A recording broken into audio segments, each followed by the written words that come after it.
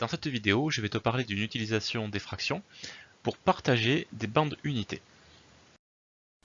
Et ce que nous allons faire en fait, c'est mesurer les 4 segments que tu as à l'écran. Mais je ne vais pas les mesurer avec une règle traditionnelle graduée en centimètres et millimètres, je vais les mesurer avec cette règle ici, ou plutôt cette graduation ici, puisqu'on va considérer que la longueur de cette bande, ça correspond à 1. Voilà, une unité, que je note 1 U1 pour mon exercice. Et la question va être donc de savoir combien de ces unités il faut pour mesurer chacun des segments. Alors je commence par le premier, le segment A'. Voilà, et tu te rends compte en fait, le problème qu'il va y avoir, c'est que le segment est plus petit que la longueur totale de l'unité, ce qui va donc me forcer à partager mon unité en des parties plus petites. Je vais la fractionner.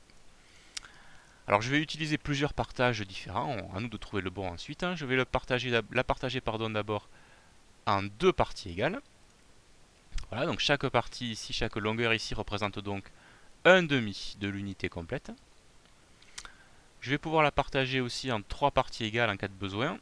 Voilà, donc chaque longueur ici représente donc un tiers de l'unité totale. Je vais pouvoir la partager en 4 parties égales. À ce moment-là, chaque longueur ici représente donc un quart de l'unité totale. Et pour les besoins de mon exercice, je vais pouvoir la partager aussi en 8 parties égales. Alors, du coup, c'est des parties beaucoup plus petites. Mais on va dire que chaque partie ici, chaque longueur ici représente un huitième de l'unité totale. Allez, allons-y. Commençons donc par A'. Alors visuellement, tout à l'heure, quand j'ai mis l'unité, il m'a semblé que avec des demi-unités, ça doit pas mal se passer. Voilà. La longueur A' correspond exactement à un demi de l'unité entière. C'est sa longueur. Un demi de l'unité. Alors puisque je l'ai sous la main, je vais m'en servir aussi pour le segment BB'. Mais là, tu vois, ça ne fonctionne pas.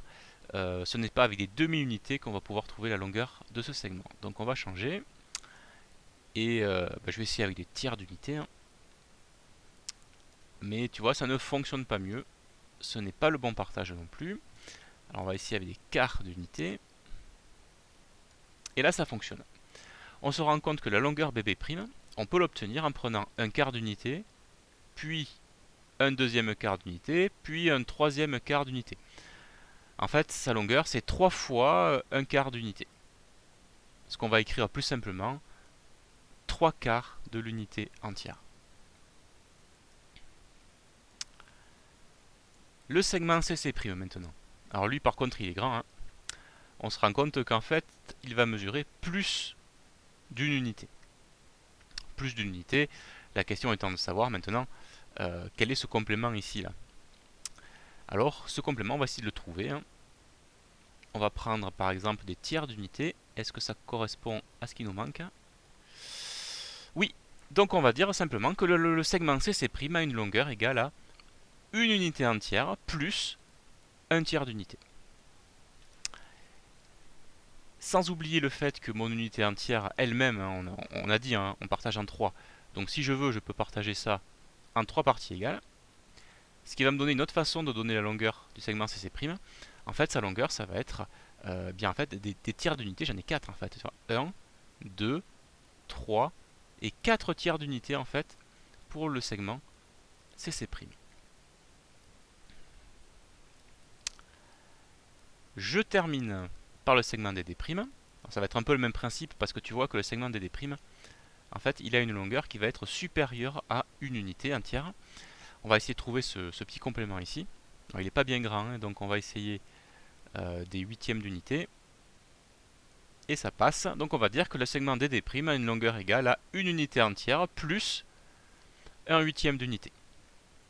Mais comme tout à l'heure, on va l'écrire aussi d'une autre façon, puisque dans mon unité entière, il y a 8 huitièmes d'unité.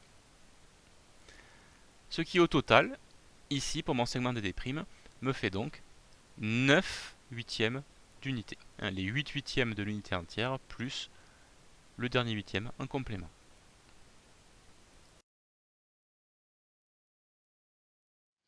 Voilà, je t'ai montré comment on peut fractionner une bande d'unité et donc se servir des fractions pour définir les petites parties obtenues.